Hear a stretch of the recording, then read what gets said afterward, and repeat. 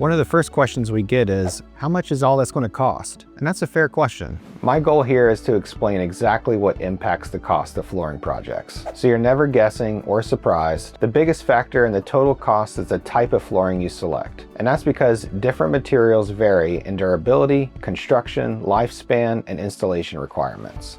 Flooring prices vary widely because every home, every product, and every installation is different. Based on our price guide, luxury vinyl can range from $1.79 to $8.99 a square foot. Carpet also has a big range from 77 cents a square foot to $23 a square foot.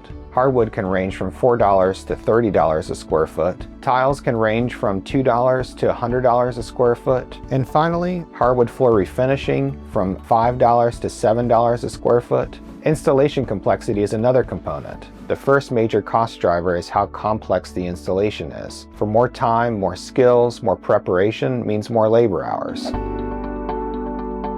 Common factors include removing existing floors, subfloor preparation, leveling, stairs, and transitions.